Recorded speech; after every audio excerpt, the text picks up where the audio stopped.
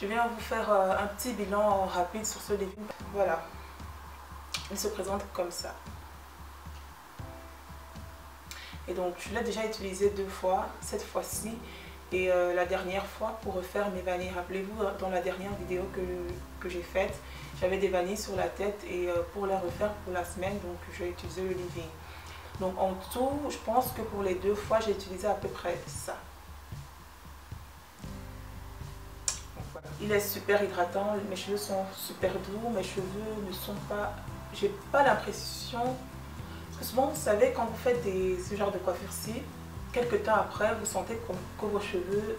Je sais pas si c'est pour tout le monde, mais en tout cas moi, je sens que mes cheveux s'attachent ou s'en mêlent. Et là, rien du tout. Là, je sens que mes cheveux sont assez démêlés, qui sont vraiment libres en fait. Et mes cheveux sont ultra doux malgré le fait que j'ai utilisé de la chaleur. Donc, ça, c'est un côté vraiment super positif.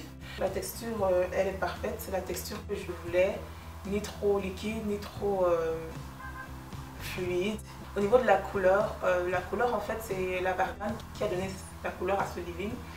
Mais bien sûr, si la couleur ne vous plaît pas, vous pouvez toujours rajouter un colorant alimentaire. Donc, c'est comme vous voyez. Mais moi, ça ne me dérange pas spécialement. Et...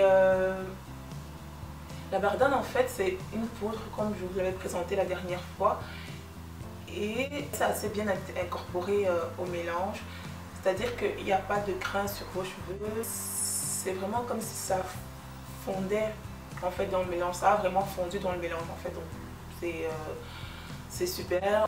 Au niveau de l'odeur, ça sent le citron, parce que j'ai rajouté de l'huile essentielle de citron à l'intérieur, donc ça sent le citron. Pour celles qui ne sont pas très fans de cette odeur, vous pouvez toujours choisir une huile essentielle différentes. Donc il y a plein d'huiles essentielles fruitées selon vos goûts, selon vos préférences. Donc pour ça, c'est vraiment au choix. Le petit bémol qu'il y a, c'est que à chaque fois, il faut vraiment bien secouer le mélange avant de prendre un petit peu dans sa main et hydrater une portion de cheveux. C'est pour ça que moi j'hydrate en grosses portions, parce que si je dois hydrater par tresse et secouer à chaque fois, ça devient super lourd. Donc j'hydrate en grosses portions et je fais mes tresses avant de continuer. Et je suppose que c'est parce que je n'ai pas mis d'émulsifiant dans...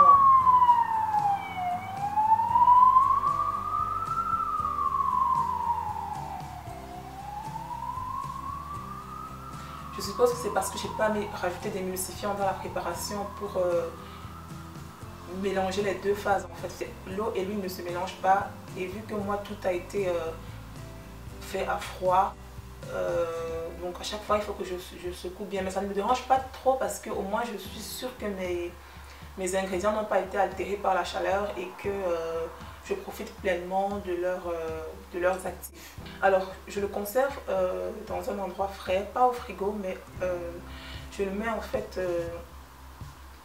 sur ma fenêtre.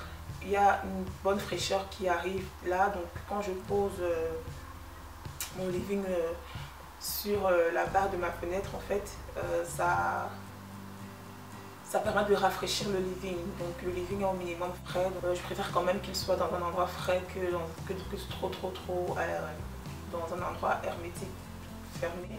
Et donc en gros, je suis assez satisfaite de mon living, clairement. Peut-être je vais essayer de l'améliorer, mais je ne pense pas dans l'immédiat parce que pour l'instant ça me satisfait bien. Ce que je vais peut-être faire, c'est le tester aussi sur 3 mois et en faire le bilan au même moment où je ferai le bilan de ma lotion à l'ortie, quand je ferai le bilan des deux à la fois. Et pour toutes celles qui m'ont demandé où est-ce que j'ai trouvé ma recette, je n'ai pas trouvé la recette quelque part, je l'ai inventée moi-même.